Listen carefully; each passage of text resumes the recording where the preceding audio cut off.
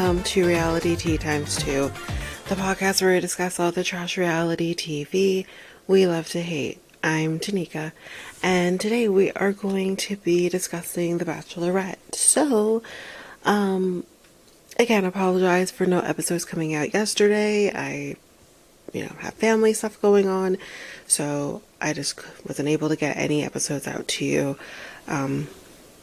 yesterday. But to catch up with that, though, I will be giving you extra episodes.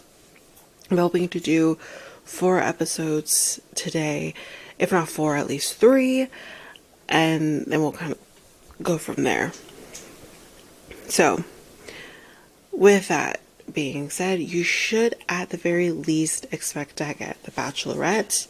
I do have an episode of Perfect Match. I know it's so late, but I do have an episode of Perfect Match for you, so that will be coming as well as the UK episode. I believe that should be coming. If there's any changes with that, though, I will let you know, but that should be coming today. So those are the 3 episodes you can at least expect. If I'm able to do 4, you'll get Forbidden Love. We'll see how it goes. But let's get into some hot goss before we head into the episode. So, former Bachelorette contestant James Taylor, I will be able to tell you which season, I think he was in JoJo's season, he was arrested and subsequently released earlier last week, I believe, on charges of assault and unlawful restraint. Sounds great, huh? Okay. He apparently is a country singer now. I don't know about that, but he was arrested on August 4th by the College Station Police Department in connection with warrants from the Bryan Police Department regarding charges for assault causing bodily injury and unlawful restraint. Both pertained to an alleged incident on April 24th. He was released on the same day on 2 $4,000 bonds, one for each charge. Taylor had previously been detained in College Station for driving while intoxicated and unlawfully carrying a weapon charges in 2022. This is per People. Wow. The reality TV star or alum told the outlet last week, that there was, quote, not so much as a scratch on me, as I showed to police via pictures of my whole body, which was awkward to say the least, following the alleged incident. Yike. I'm a pretty big guy, but I was trying to unlawfully restrain a girl, and she just got away, ? This is literally what he's saying. What the fuck? And walked right to her Uber right outside my house with no injuries. Trust me, if there were any injuries, they'd be all over the internet. Though the details of the incident were not made public, Taylor's statement mentioned a daughter, saying, quote, I don't know the daughter's name because we didn't spend much time together, but I feel like she wouldn't want all this to have gotten here either if she could go back. And I don't hate you either. I just wish I knew where you were coming from and where this came from. He added, quote, to people reading this, if you want fame, it never ends up like that. If you want money, it never ends up like that. If you want to ruin my life, it always ends up like that. Keep it up. I would never hurt anybody. I'm nice to every person I meet. It doesn't sound like he's the greatest person. I'm just going to tell you this, because let's get to this part. Taylor, as I mentioned, competed on 2016 season 12 of The Bachelorette, which was led by JoJo Fletcher. Years later, show creator Mike Fleece pronounced him officially exiled from Bachelor Nation after he, an outspoken advocate for Donald fucking Trump, encouraged his social media followers to attend the January 6th insurrections. This fucking guy. Are you kidding me? Great. Taylor's Instagram bio now includes the line, quote, exiled from Bachelor Nation. Well, honestly, I think I know where he was on January 6th. What the fuck? Anyways, next piece. Keeping it Bachelor related. Daisy. Remember our Daisy from Joey's season? This is kind of more about her love life. If we remember a little while ago, she mentioned that she was dating a guy So here's kind of a little bit of an update on that, as well as kind of what she's been doing in life. Just a quick little update because, I mean, I love hearing from her as much as, much as we can. So here we go. So Daisy spoke with TV Insider about her boyfriend, Thor Herbst. Her new romance is the reason why she's not reconsidering becoming the Bachelorette after turning the opportunity down. She said, quote, "I'm so happy right now, and I think I'm getting to work with amazing brands like Daisy and kind of focus on the things I want to bring awareness to, hearing loss and that stuff." And yeah, so she was saying that she's promoting her Daisy cottage cheese partnership. We'll get into that a little bit.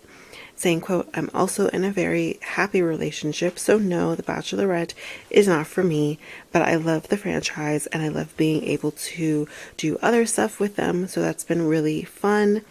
I have a really good relationship with The Bachelor and The Bachelorette, so I'm excited to do other things with them."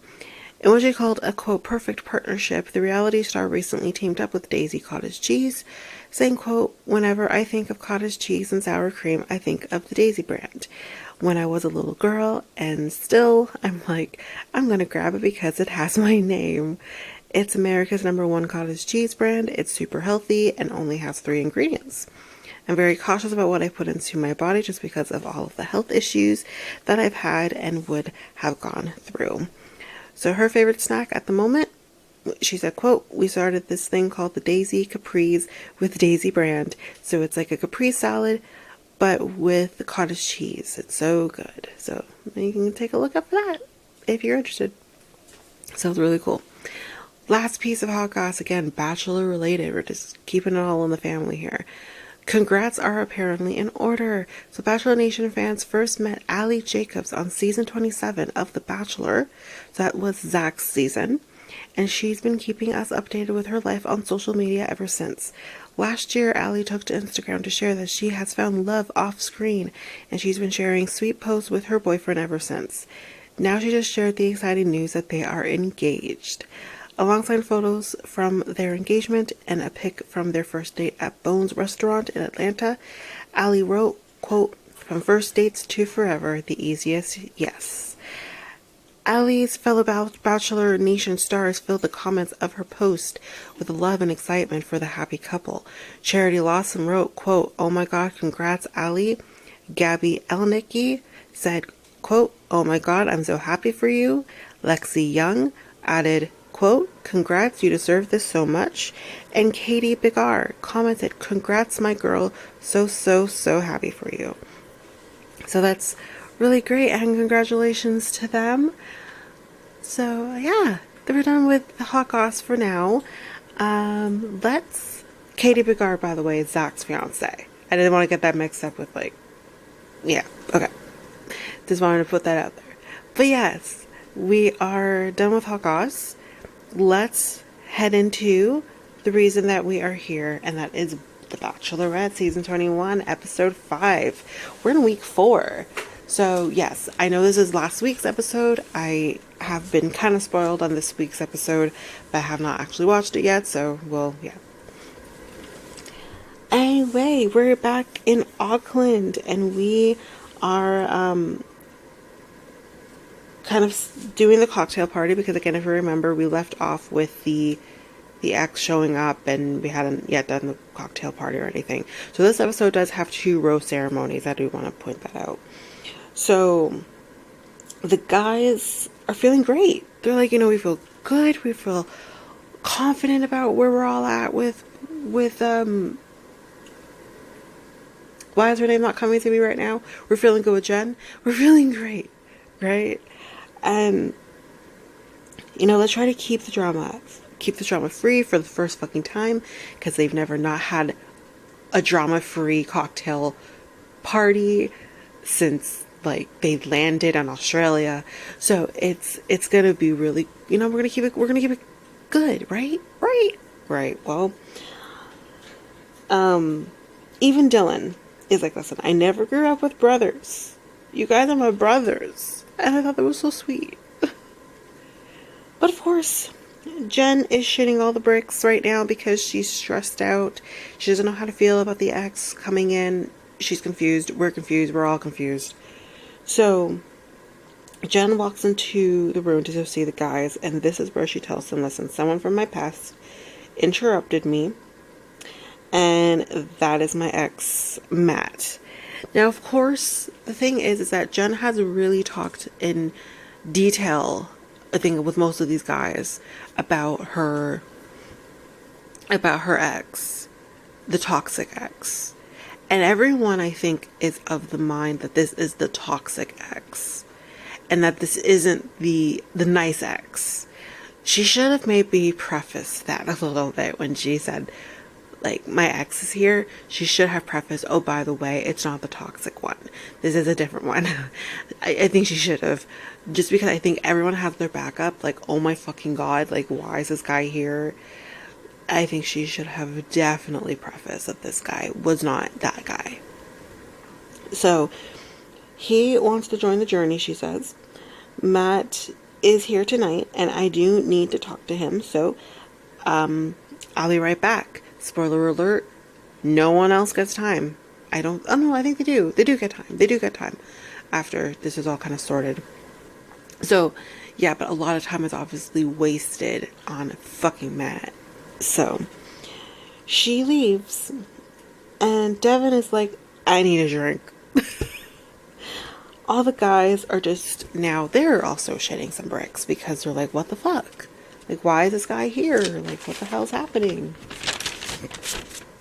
So she goes up there and she talks to Matt, and she does ask him why now. And I think that's I think that's a good question to ask, because the thing is he claims he had this conversation with her before she left. I am curious as to when you had this conversation with her. Did you have this conversation with her before she left to do The Bachelorette? Did you tell her before she left to be on The Bachelor? When did you tell her this? Because I do feel, because Jenn seems to be a fairly good listener, I feel like if he did actually tell her, by the way, this is how I feel, she would have listened, which meant she would have responded. Whether the way you want it or the way you don't want it, she would have responded. And she is of the mind that you never talked to her about this. So I too question your reasons for being here. Are you here because you actually want to be with her and you feel like you're going to lose her? Or are you here because she's on TV and you want to be on TV? Like, I don't trust people. I really don't trust men. It takes a lot for me to trust somebody. My boyfriend should be just lucky that I trust him. But like, I don't trust this, because I just feel like she would have addressed this if he really did talk to her about this. He claims, like, he says, like, he told her that he loves her, but maybe she took that platonically, not like this. Because again, like, first of all, I don't really want an ex telling me they love me, even if it is platonic. I think it's awkward. I think, like, it's just a recipe for disaster, to be totally honest with you. But if I did have a friend that I felt that close with, who is an ex, and they told me they loved me, I would also think platonic. You mean platonically, correct?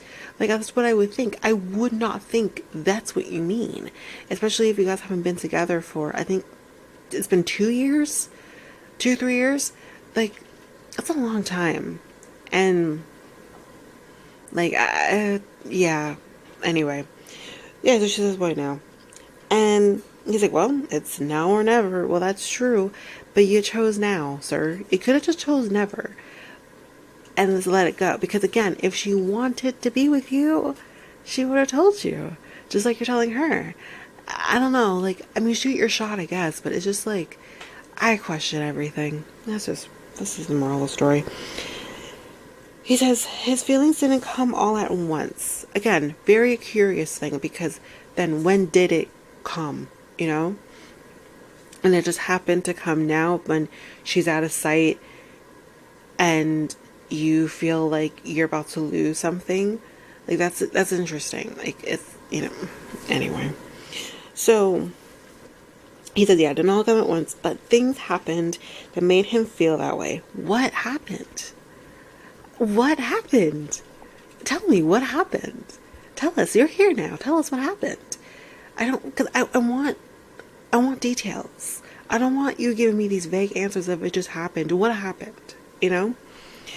And he's like, when they, I think he said when they tried this, oh yeah, when they tried this, like him and Jenn tried this, he said that, we weren't the adults that we are today. That's very true. I hear you there. Especially if they're saying they dated like 3 years ago for a couple of months, which is, it's not that significant. It's 2 months, 3 months, let's say. That's not significant, Anyone that I dated for like a month or two is not that significant in my life at this point, right?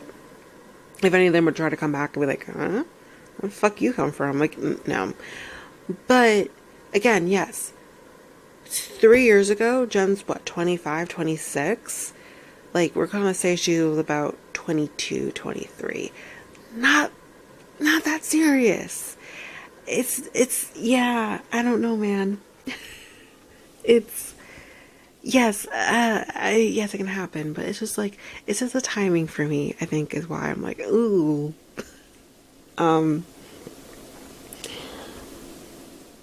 It's like, I don't want to not try. Okay. Again, shoot your shot, like I said. Meanwhile, with the guys, like I said, the guys are shitting bricks, every single one of them. And Devin says, listen, if she lets him stay, I'm leaving. Damn. Devin, tell us how you really fucking feel. Jesus. He says she has, talked about her past, and I think, again, they're very confused of, is this the toxic ex? Is this him? Because then why would you allow someone who's toxic back into your life? That's why she needed to preface, this isn't that guy. Anyway, at this point, though, Matt walks in and he tells the guys, listen, I came here to, shoot my shit, but she told me her future is currently in this room. And that ain't me. And he's like, I'm coming here to apologize for, I guess, shitting on your parade here. And Sam M, we could say Sam at this point because Sam N is gone. But Sam is like, I'm happy that you're staying in the past. And this is the one time that I think it's appropriate for Sam to be a little dick. Because, again, I don't fucking trust this fucking guy, But yes, I think Jenn made the right decision not letting this guy back into her life. I think it wouldn't have worked. It would not have worked. There's reasons. We all have our relationship, especially the ones that we had in our early 20s. Can you picture being with that person today? I mean, in my defense, I married the guy that I was with in my early 20s. But again, a person now, I mean, I'm much older than Jenn is. But, God, did I say that? Did I have to say it like that? Jesus Christ. I am older than Jenn by almost 10 years. But I could not picture being with the guy that I was with in my early 20s. I have love for him and I always will, but I can't picture being with him now. We're very different people. And yeah, it just wouldn't work. Anyway, so now the cocktail party is on. Oh, sorry, no, I'm incorrect. I was correct earlier. No cocktail party, so this guy fucked shit up for everybody. So no cocktail party, and we're going straight into the rose ceremony. So here is who we have coming through to the rest of the episode. We have Grant, Jeremy, Jonathan, Spencer, Dylan, and Austin. So going home is John is really sad about it. And Thomas. Fuck off, Thomas. Bye.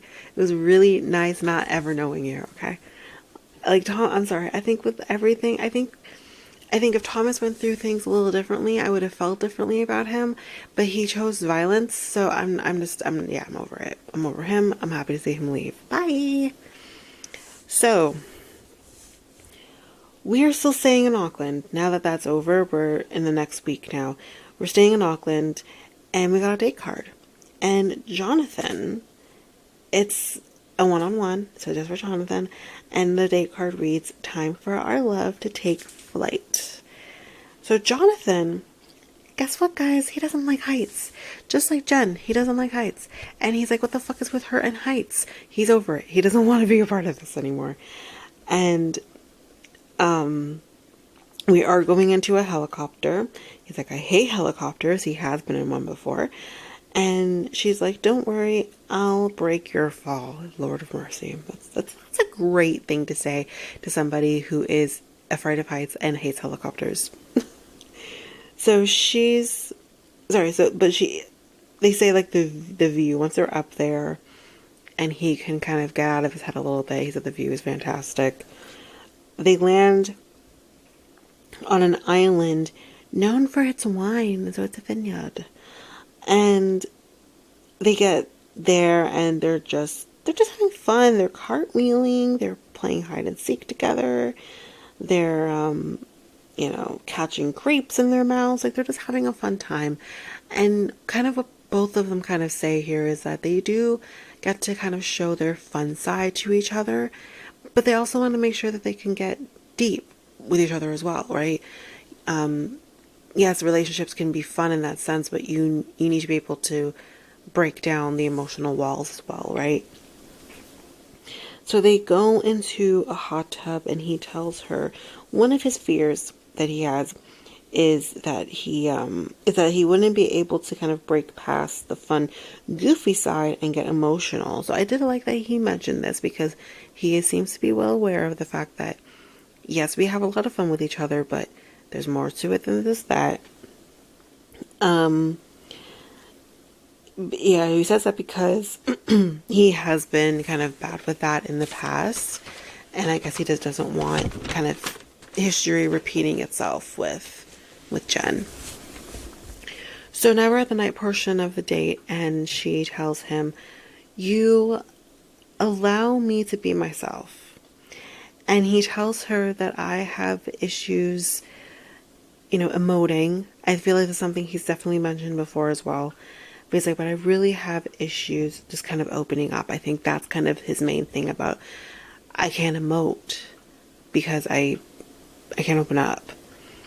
But he's like, I dated this girl and, we lived together for a couple of years. He's like, serious. We talked kids. We looked at rings. Like it was a thing. Like this person could have potentially been the one for him. But he says the issue, though, with her is that she would self-medicate with alcohol. And it did get really bad. And she kind of got to a point, I think they got into a fairly big argument where she kind of questioned him and wasn't sure if he was being true to her, maybe even faithful to her, I don't know. And she basically snapped and told him to get the fuck out. That's basically what she said to him. Now, he said because of this, like, it definitely hurt him and made him feel like this is a person he opened up with, that he fell in love with, and that's how it turned out. What I will say is, it hurts, and sometimes, again, I kind of understand where he's coming from with this. I'm a different place with my relationship in this sense. He's gotten the help that he needs. But if they don't, this is what happens. You do kind of get these, the people who question everything and not always so much question it. I think everyone deals with things differently, but she was an alcoholic, and she needed to be able to know she needed the help, and Unfortunately, it wasn't her talking in that moment, it was the alcohol. And yeah, I mean, I don't know. I feel for him. I don't know what you do because in that situation, yeah, I don't know. Anyway, it's like a little bit of a reprieve. Back with the guys, we got a date card. And this is a group date card. And we have Devin, Sam, Marcus, Spencer, Jeremy, Dylan, and Austin. Love is messy is what the card reads. Which means that Grant is getting the other one-on-one date. And Austin is clearly upset in this moment because he wanted to have that date card. Dylan has no words because he too wanted to be on that one-on-one date. I mean, in Austin's defense here, Austin has 0 time with her alone. I think there's another one who hasn't either. I think Spencer. But, yeah.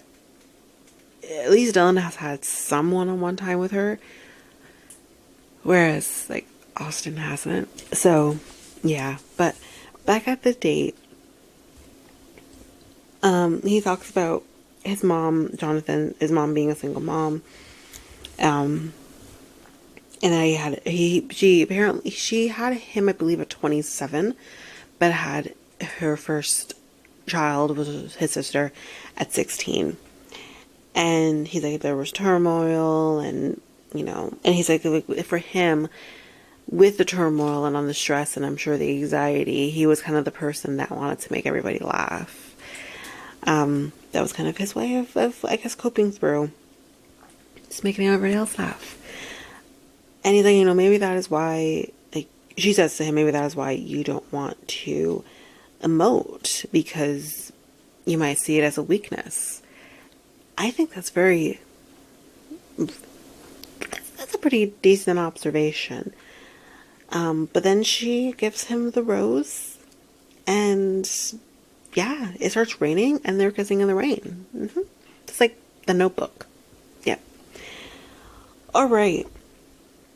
So I think what we'll do here is we're going to take a break here. We will do the group date and the one-on-one because there was no rose ceremony. So we'll do those two in the next half. So I'll be right back.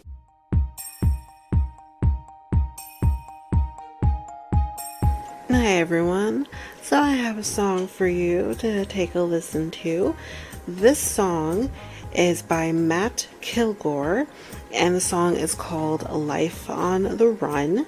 I did get this song from the PodSafe music directory on the World Podcast Network.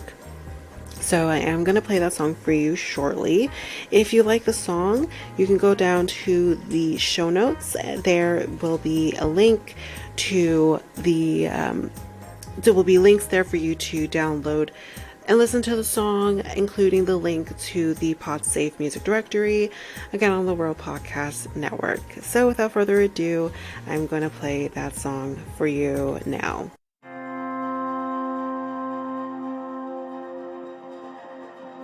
Life on the run looks like I'm never coming back.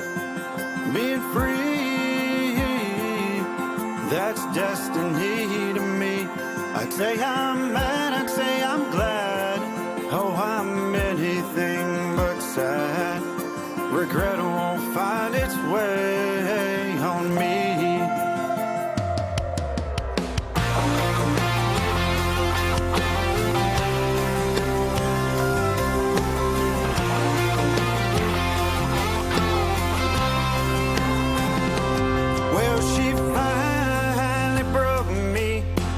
Finally drove me crazy. I tried to ride it out for so long. She pushed me off the ledge and thought it was funny. Oh, but I'm the one who's laughing last. Life on the run looks like I'm never coming back. Being free, that's destiny to me. I say I'm mad, I say I'm glad. Oh,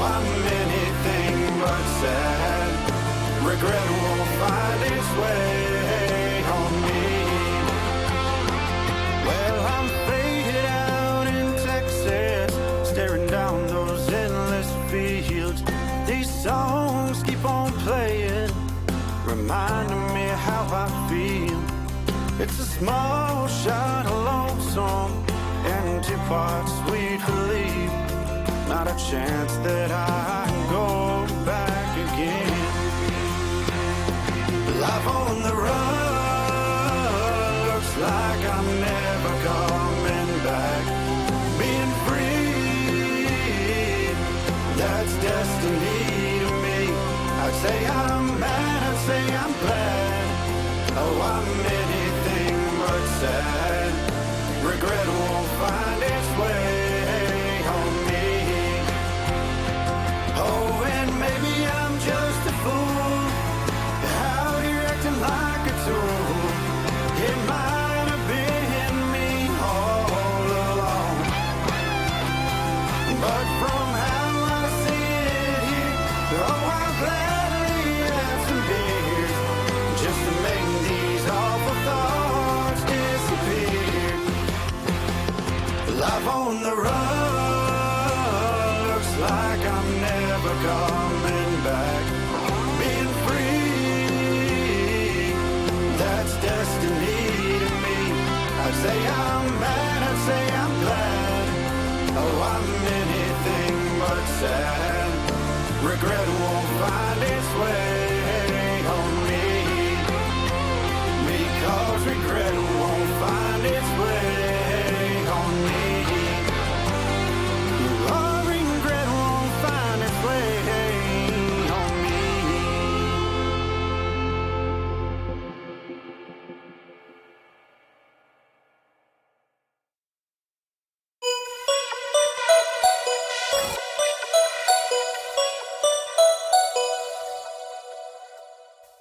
And I'm back. So, let's get into the group date. So, we are going to meet her new friends, Jenn's new friends. And then we just kind of hear this stampede of like hooves, lots and lots of fucking hooves. And they're sheep. Bah. The men are going to be herding the sheep into this kind of wooden gate. They're doing some challenges. And whoever does the best at herding the sheep gets extra time with Jenn. So the sheep are not having it. They're just not fucking having it. They're like, fuck y'all. We're not going to this wooden gate. But the farmer, because we're up with farmer, the farmer's like, listen, you know what I would have done? You know what I would have done? I would have first opened the gate. True. So they would have just gone in, he said. But they give up because they're like, these sheep are just not going in. And it's here that the farmer says, maybe y'all should open the fucking gate. Anyway. And end of the day, though, they're all kind of just doing the thing. The other thing they have to do is kind of shovel up some poop. And they're shoveling up the poop and whatever. But Devin, now here's the thing. Jenn does say, I want to see who will take the initiative to give me attention. Like, who's going to have the initiative to come up and talk to me, whatever, kind of engage with me. These other fucking guys missed the fucking memo except for Devin. Devin is the only guy who goes to her and actually talks to her. Yeah, sure, he ain't shoveling shit, but he is there with the purpose of, I'm going to talk to my girlfriend. While all y'all miss the fucking memo. Like, come on. And of course, like, you have, I think, some of the guys, or most of the guys, being mad, like, hey, Devin, you want to come over here and shovel some shit? No, guys, he's the smart one here. He's actually going and talking to his girlfriend while all of y'all just sit there shoveling shit. Like, I mean, yeah, shovel the shit, but, like, go over there and talk to her, too. Like, what the fuck? Anyways. So, I can't remember who, I think it was Sam. And he's like, I just don't think she wants a guy like that. Yeah, she actually does. She actually wants a guy who's going to take the initiative to go over there and talk to her. Anyways. So, I think the next thing they have to do is drink. I think they had to drink. I can't remember what it was now. I can't remember now. But whatever they had to do, yeah, they had to do that. And they all end up kind of drinking some milk. And basically the person who wins all of this, who's the best farmer, sheep farmer, or whatever the fuck the title was supposed to be, was Devin. Because again, Devin took fucking initiative. And he wasn't just talking to her during the cleaning up of the shit. He also was talking to her and like all the other things too, while everyone else didn't. So, yeah. Like, does anyone watch these shows? Does anyone? Because if you watch these shows, you would know this is what you need to do. Take some initiative. Like, go over there and clean the shit, but then go over there and talk to her. Like, what the fuck? Anyways. So, the guys were like, how? Because he didn't do anything. Like, he didn't do anything. Yeah, he did. He read between the lines with the assignment, y'all. Like, what the anyways, these idiots. So, that's basically that. I literally wrote at the end of that, I was like, you guys can't be this dumb. You guys can't be this dumb. You're on The Bachelorette, not the sheep cleaning show. Sheep shit cleaning show. Anyways. Now it's the after party, and the guys are clearly butthurt because they didn't win and Devin did. And Jeremy's like, when he's having time with her, he's petting her, and she's like, why are you petting me? It was funny. But he says he said he used to be his words, a fat kid, and he said because of that he was lonely, and now he's like maybe like in a low key afraid of being alone now that, you know, maybe he's not as alone, but he has the fear of that potentially happening again. And they kiss, and he starts petting her again, and she's like, can you not? Then Austin, this is when shit hits the fan, y'all. Then Austin goes and talks to her, and he tells her, listen,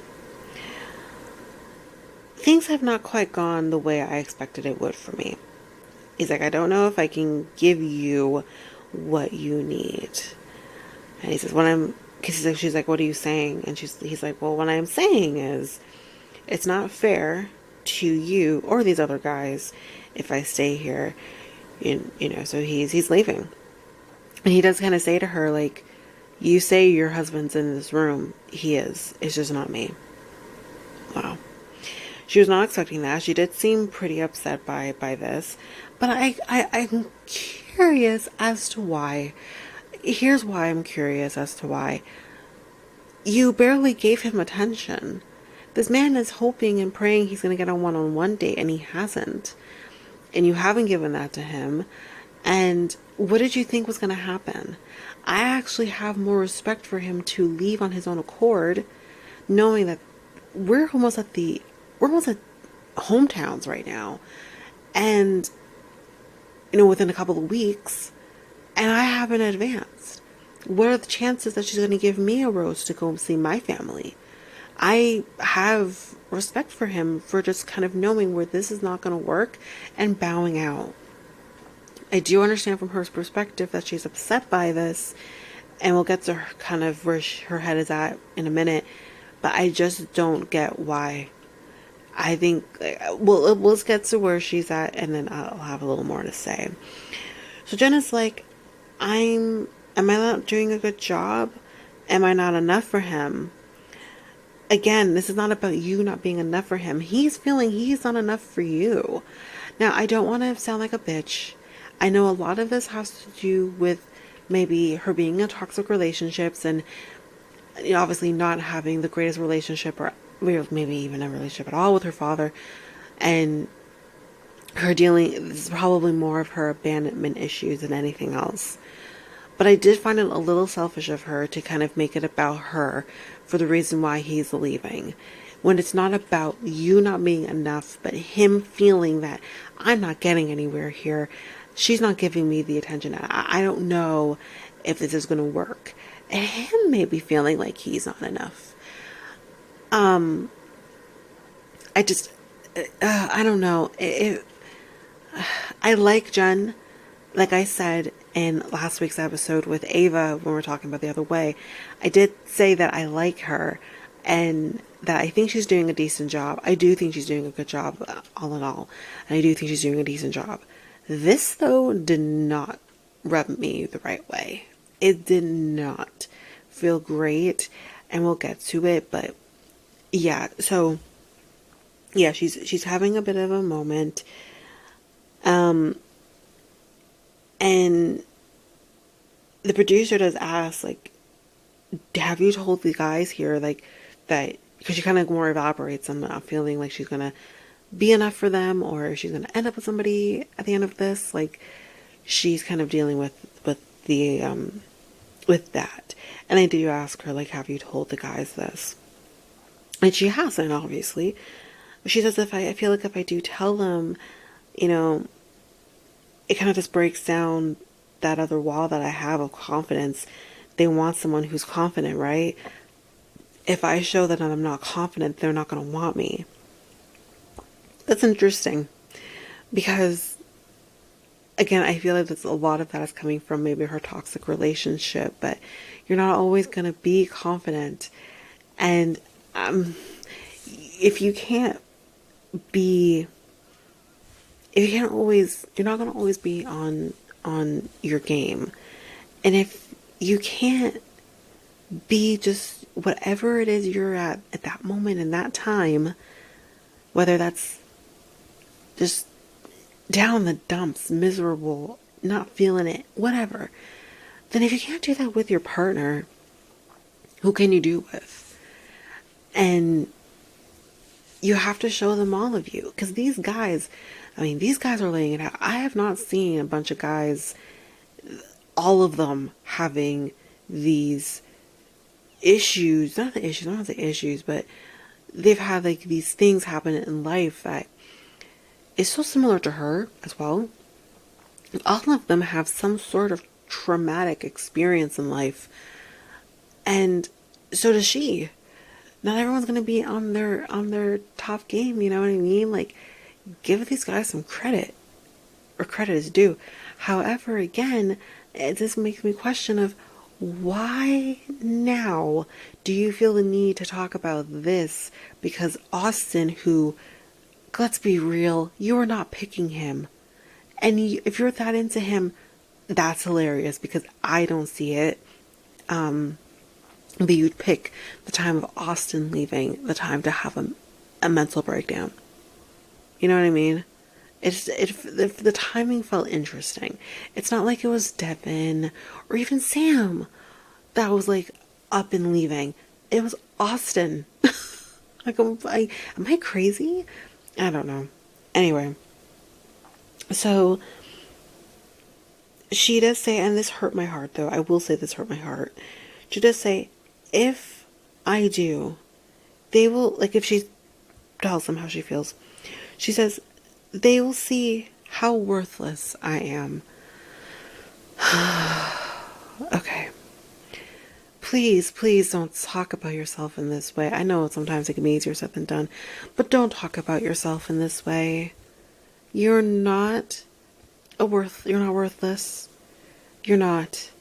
And again, these are words that clearly her ex said to her. Fuck him. There's maybe things that she could have said to herself because of him. At the end of the day, still fuck him. And I hate that for her. I hate that for her. Oh, God, I hate that for her.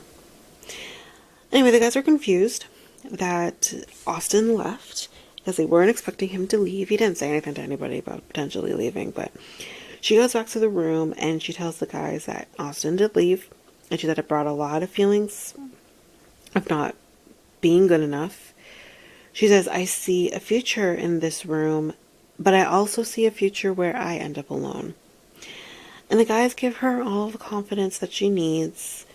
You know, you have kind of everyone piping up here in this moment and is kind of saying, we also feel the same way. We also feel like, you know, this, I think one, I can't remember who it was. It was Sam. Sam says, you tell us you see your husband in this room. We see our wife. And I thought that was really good of him to say. Like, you're fine. And I think, again, something Sam says a little later, when he's alone with her, he says to her, I want to see the bad, I want to see the good, I want to see the ugly. That's how a relationship should be. It's not always going to be good. It is going to be bad. and it is going to be ugly.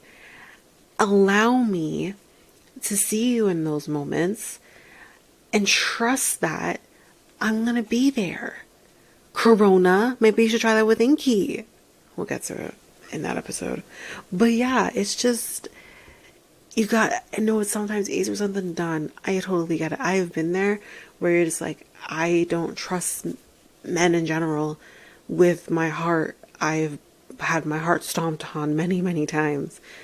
But you have to trust. I think it starts with trusting yourself, and then you can kind of learn to trust that you're going to get it okay, you're going to get it right, and then whoever you get it right with is going to be the person that's going to be able to handle you and see you and still love you in those moments. So give these guys some credit. It's basically what I'm trying to get to that. But she does say after that she's not heading on a roast tonight. She said, because everyone has done so amazingly to make me feel amazing. So I don't feel right heading on a roast tonight. So that's where they land. Let's get into the one-on-one date with Grant. So we are riding horses. And I could tell when I saw her with the braid, I'm like, oh, she has the horse girl braid kind of going on right now. So she gave it away with the braid. For me anyways. He does ask like how she's feeling after last night, because obviously the guys went back to the hotel and told Grant and Jonathan what happened and what happened with her. And she says that she's feeling a lot better after last night. She says thank you for asking. And with the horses, they go to the beach and it's raining again. What the fuck's happening in New Zealand? Anyways, it's raining a lot. There's not really much else to really say here, but we head to the night portion, and he talks about his father being an addict. Again, another person kind of dealing with traumatic events in life, but his father was an addict for about 30 years, so call it, I don't know how old Grant is, but let's just say before he was even fucking born, because I don't think Grant's that old. I don't think he's 30 yet. Maybe he's 31. He might be 31. I can't remember. Who cares? But anyways, most of his life, if not all of his life. And he's like, his father would kind of take him to the park, inebriated. And I guess as a child, he wouldn't necessarily know that. But obviously as an adult, he would know that. Like, no, that ain't right.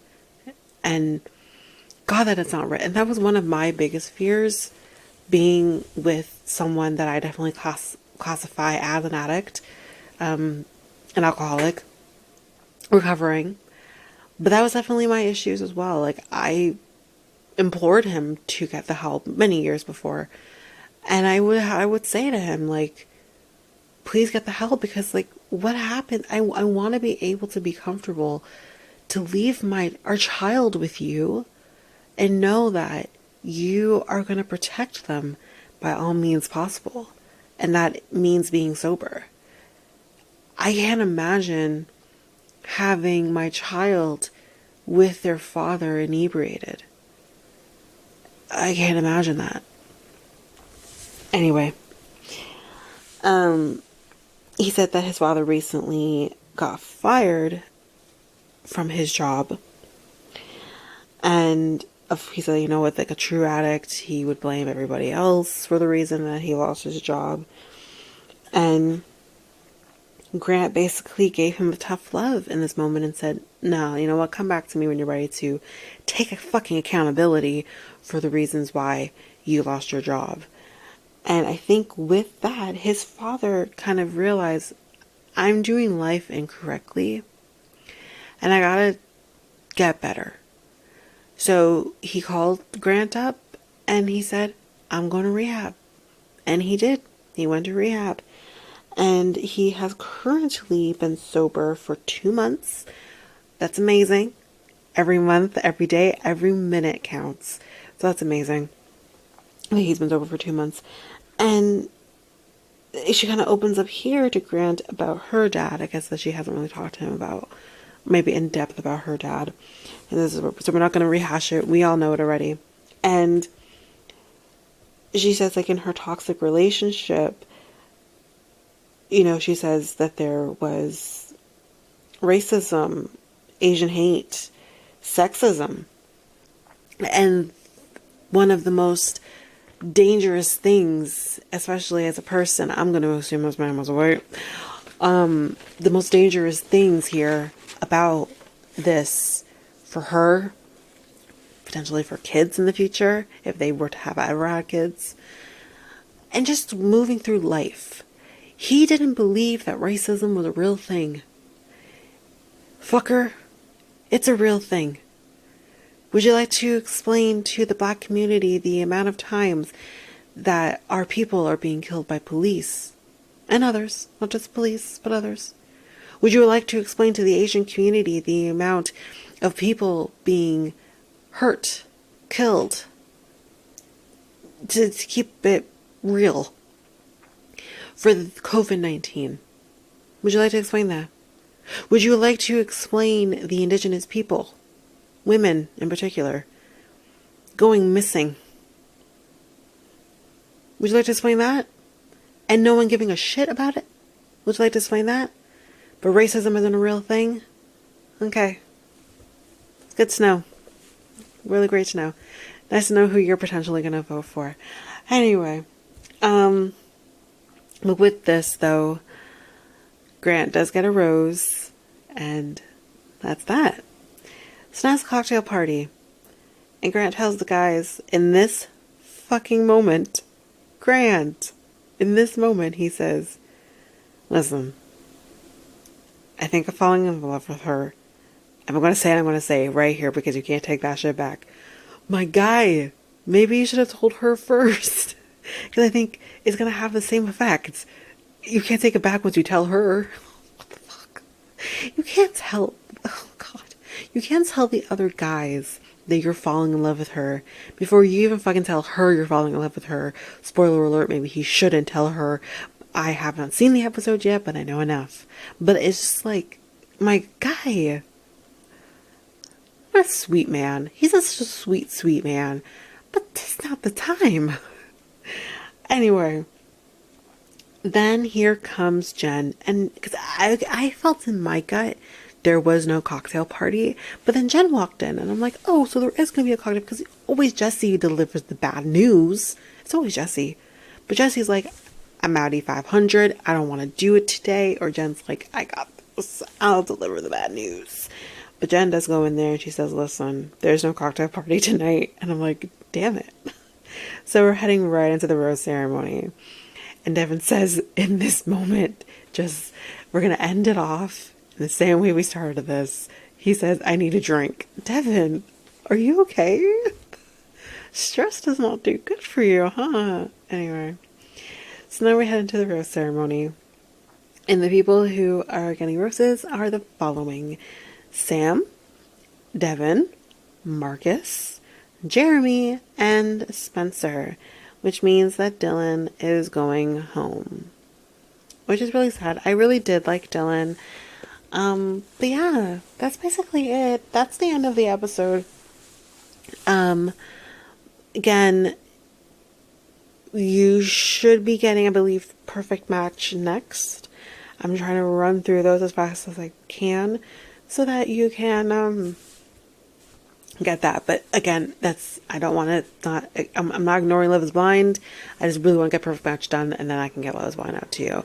But you'll get those soon enough. But that is that for this episode, where we'll be back with the Perfect Match a little later, but that is it for now. So if you like what you heard, please rate, review the podcast on either Apple Podcasts or Spotify. Also, don't forget that you can also share us with everyone in your life if you really love this. And I do want to read those reviews.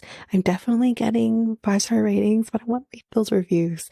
So send me those reviews and I will read those 4 and 5-star reviews on the podcast. Also, we're on every one of your favorite podcast apps. every one of them, including you can find us on YouTube at Reality Tea Times 2. If you want to connect with us, you can do so by going to either Facebook or Instagram at Reality Tea Times 2. You can also find us on Twitter, TikTok, Reddit at Reality Tea Times 2 Pod. We also have our email, which is at realityteatimes2 at hotmail.com. Definitely want to hear from you guys. And we also have our new website where you can listen to all of these episodes. You can review the podcast on there as well. You can connect with me in any way, all the stuff. It's all there, and you can find me there at www.realityteatimes2, all spelled out, .podpage.io. It's there. And don't forget, I also have my other podcast with my friend Mikkel, Next Take Podcast, where we talk about all kinds of different topics. But you can find us on any of your favorite podcast apps over there as well.